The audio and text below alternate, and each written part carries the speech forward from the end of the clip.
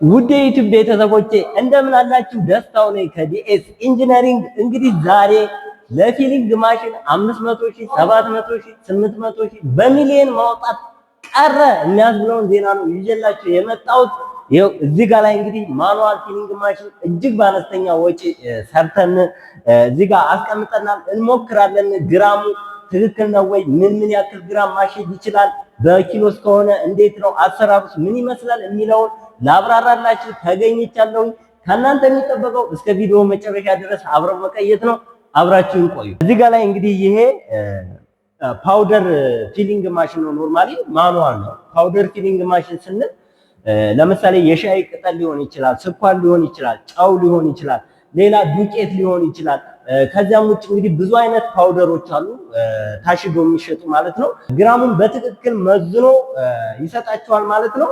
ስለዚህ ከእናንተ የሚጠበቀው ፓክ የሚደረግበትን እቃ ማጠብ፣ ከዚያ በመጨረሻ ደግሞ ማሸግ ነው የሚጠበቅባችሁ ማለት ነው። ግራሙን እንግዲህ በትክክል መጥኖ ይሰጣል። ምንም አይነት ግራም አያሳስትም። በወርቅ ሚዛን ሁሉ ነው ቼክ የምናደርገው። ይህ ሁሉ ለማየት እስከ መጨረሻው አብራችሁ ይቆዩ። እንግዲህ እዚህ ጋር ላይ እንደምታዩት በስቴንለስ ስቲል ነው የሰራ ነው። ይሄኛው በስቴንለስ ስቲል ነው የሰራ ነው። ፓውደሩ ጋር የሚነካካ ፓርት በሙሉ በስቴንለስ ስቲል ነው። ይሄኛው ደግሞ ያው ብረት ነው። ይሄኛው ፍሬሙ ብረት ነው፣ ሲልቨር ቀለም ስለተቀባ ነው። እዚህ ጋር ሌላ ይሄ የምታዩት ቴብል አለ። ይሄኛው ቴብል በአልሙኒየም ነው። ስለዚህ በአልሙኒየም ስለሆነ አይዝግም ማለት ነው። ፍሬሙ ብቻ ነው በብረት የተሰራው። ሌላውን ያው በሪቤት አያይዘነዋል፣ አይዝግም። ስለዚህ ለረጅም ጊዜ ሳይዝግ መስራት ይችላል ማለት ነው። ሁፐሩ 50 ኪሎ መያዝ ይችላል። እናንተ እንግዲህ ከፈለጋችሁ 60፣ 70፣ 100 ከዛም በላይ ቋት ማሰራት ትችላላችሁ በትዕዛዝ ማለት ነው። በእናንተ ፍላጎት ነው እሱ የሚሰራው። ነገር ግን ይሄ 50 ኪሎ ጤፍ ከሆነ ለምሳሌ ወይም ክብደት ያለው ፓውደር ከሆነ 50 ኪሎ አካባቢ መያዝ ይችላል። ነገር ግን ይሄኛው የሻይ ቅጠል ስለሆነ የሻይ ቅጠል ደግሞ ደንስቲው ቀላል ነው። ስለዚህ 25 ኪሎ አካባቢ ነው የሚይዘው የሻይ ቅጠል ማለት ነው። እዚህ ጋር እንዴት እንደምንሞላ አሳያችኋለሁ። ግራሙንም እየለካሁኝ አሳያችኋለሁ። እዚህ ጋር አሁን ደንበኛችን ያዘዘን በ40 ግራም እና በ80 ግራም ነው ያዘዘን። ያው ሁለት ሞልዶች አዘጋጅተናል። እዚህ ጋር ሁለት ሞልዶች አሉ። እዚያ ጋር የተገጠሙት አንዱ 40 ግራም አንዱ 80 ግራም ነው። ያው እያስረከብን ስለሆነ ሞክረን ማስረከብ ስላለብን ማለት ነው። እዚህ ጋር ደግሞ አንዱ 40 አንዱ 80 አለ። 80 በፈለጋችሁ ጊዜ 40ውን አውጥታችሁ 80 አስገብታችሁ በ80ው መስራት ትችላላችሁ። 40 ከፈለጋችሁ ደግሞ በ40ው መስራት ትችላላችሁ። 80 እና 40 ከፈለጋችሁ ደግሞ ቅልቅል አንዱን በአንድ በኩል አንዱን በአንድ በኩል አድርጋችሁ መስራት ትችላላችሁ ማለት ነው። እንግዲህ ይህን ማሽን ከ10 ግራም ጀምሮ እስከ 5 ኪሎ ድረስ አድርገን መስራት እንችላለን። ምንም ችግር የለውም። እንደፈለጋችሁ ተደርጎ ይሰራል። ሳይዙ ትልቅ ሊሆን ይችላል። የሞልዱ አይነት ትልቅ ሊሆን ይችላል። በማኑዋል ነው፣ አሪፍ ነው፣ ይሰራል። ከዛ ውጭ ደግሞ በኒዮማቲክ ሲስተምም እንዲሰራላችሁ ማድረግ ትችላላችሁ። ኒዮማቲክ ሲስተምን በመጠቀም ኖርማሊ እዚህ ጋር አሁን በማኑዋል የምናደርገውን በኒዮማቲክ ሲስተም ማድረግ እንችላለን ማለት ነው። እንደዛ ከፈለጋችሁ ቮሉሜትሪክ ካፕ ሜጀሪንግ ስለሆነ አይሳሳትም። ትክክለኛ ሜጀርመንት ነው የሚሰጠን። ለምሳሌ 80 ግራም ካረግን 80 ግራም ይሰጠና ኖርማሊ ፓክ የምናደርግበት ወረቀት የሚሆን ፌስታል የሱ 2-3 ግራም ሊሆን ይችላል። እሱንም ቀንሰን ያው እሱን ስንቀንስ ያው 80 ግራም ይሆናል ማለት ነው። 80 ግራም ካላችሁ 80 ግራም፣ 100 ግራም ካላችሁ 100 ግራም ነው የሚሰጠው ማለት ነው። እና በጣም ቆንጆ ማሽን ነው። እጅግ ርካሽ ነው ዋጋው። ስለዚህ በተለይ ባልትና የምትሰሩ እንደዚህ ስኳር ወይም ጨው ሌላ ፓውደሮችን ገዝታችሁ የምታከፋፍሉ ለማሸጊያ ማሽን ብዙ ብር ከማውጣት በቀላሉ በዚህ አይነት መልኩ መጠቀም ትችላላችሁ። ስራችሁን ያቀላጥፍላችኋል። እንግዲህ ዲኤስ ኢንጂነሪንግ የተለያዩ ችግር ፈቺ ፕሮጀክቶችን እየሰራ የሚገኝ ድርጅት ነው። ጥርት አድርገን ነው የምንሰራው። ቃላችንን ጠብቀን እናንተ ባላችሁን ኳሊቲ መሰረት ነው የምንሰራው። ስለዚህ ማሽን ለማሰራት ካሰባችሁ እኛን ሳትጎበኙ ሌላ ቦታ አትሂዱ። ጎብኙን፣ አወዳድሩን። ከዛ ጥሩ ካልሆነ መሄድ ትችላላችሁ፣ ችግር የለውም። ነገር ግን ከሌላው ጋር አወዳድራችሁ ጥሩ ከሆነ እኛ ጋር ማሰራት ትችላላችሁ ለማለት ነው።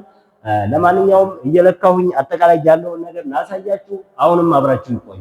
እንደምታዩት እንግዲህ እዚህ ጋር ሁፐሩ አለ። እዚህ ጋር ደግሞ መቅጃ ሲስተማችን ነው። በቀላሉ እንደዚህ እንስበዋለን፣ እንገፋዋለን። ያው በማኑዋል ነው ኦፕሬት የሚደረገው ብያቸዋለሁ። ይዘን በቀላሉ የሚንቀሳቀስ ነው። እዚህ ጋር አንድ ሰው በዚህ ጋር ይቀመጣል፣ አንድ ሰው በዚያ ጋር ይቀመጣል። ስለዚህ በሁለት አቅጣጫ መስራት እንችላለን ማለት ነው በቀላሉ እንደምታዩት።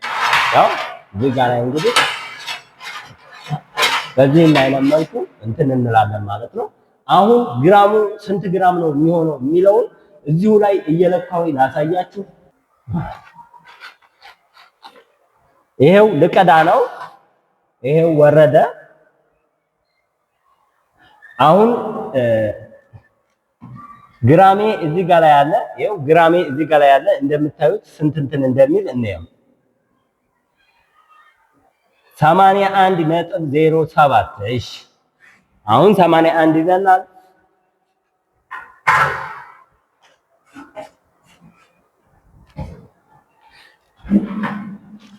እሺ 81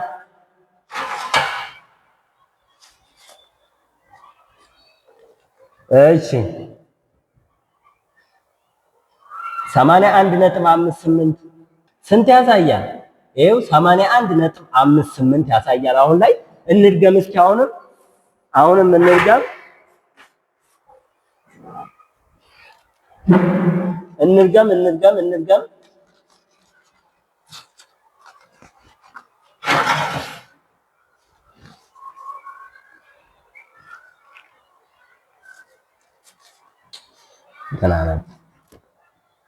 ስንት ያሳያል? 81.2 አሁንም እንድገም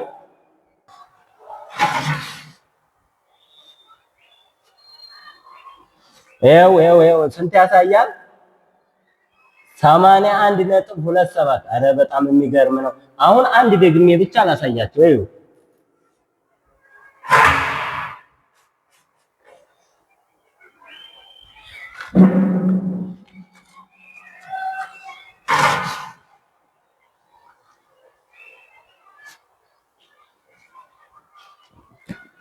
ስንት ያሳያል? 81.51 ግራም። እንግዲህ ይሄ 80 ግራም ነው። ኖርማሊ ይሄ የወረቀቷ ናት 1 ነጥብ ምናምን ግራማ ወይ 2 ግራም የሆነው የወረቀቱ ነው ማለት ነው። እንደምታዩት እንግዲህ ያው በትክክል ይለካልናል። 81.5 81.5 81.4 ምናምን ነው የሚያሳየው። በጣም ፕሪሳይዝ ነው እውነቱን ለመናገር። እንግዲህ ይህን ይመስላል። ማኑዋል ቲፊሊንግ ማሽን ነው የሰራነው። ማኑዋል የሆነ የሻይ ቅጠል መሙያ ማሽን ነው የሰራነው። በአጠቃላይ ግን ማኑዋል ፓውደር ፊሊንግ ማሽን ብለን ልንገልጸው እንችላለን። ወይም ደግሞ ቄትነት ያላቸውን ታሽገው የሚሸጡ ነገሮችን ለምሳሌ እንደ ስኳር፣ ጨው፣ የሻይ ቅጠል ወይም ሌሎች ላይ የሚሸጡ ነገሮችን በዚህ ማሽን እየሞላን ግራሙ እንዳይሄድብን ወይም ደግሞ እኛም ጋር እንዳይቀር አድርገን በትክክል በቀላሉ በዚህ ማሽን በዚህ መልኩ ሞልተን አሽገን መሸጥ እንችላለን። ዋጋው እጅግ ተመጣጣኝ ነው። ውድ ቤተሰቦች እንግዲህ ለዛሬ ያቀረብኩላችሁ ይህን ይመስላል። ዲኤስ ኢንጂነሪንግ እንግዲህ የተለያዩ ጥራታቸውን የጠበቁ ማሽኖችን እየሰራ ይገኛል። ማሽን ለማዘዝ በ0906704444 ዲኤስ ኢንጂነሪንግ ብላችሁ ደውሉልን። የተለያዩ ማሽኖችን በጥራት እንሰራለን። የዩቲዩብ ቻናላችንን እንግዲህ ሰብስክራይብ በማድረግ ቤተሰብ ሁኑ። ሐሳብና አስተያየት ካላችሁ ደግሞ የኮሜንት ሴክሽን ላይ ብታስቀምጡልን የሚደርሰን ይሆናል። በቀጣይ እንግዲህ ሌላ ማሽን ይዘንላችሁ እስከምንመጣ ድረስ መልካም ጊዜ ይሆንላችሁ። ባይ ባይ።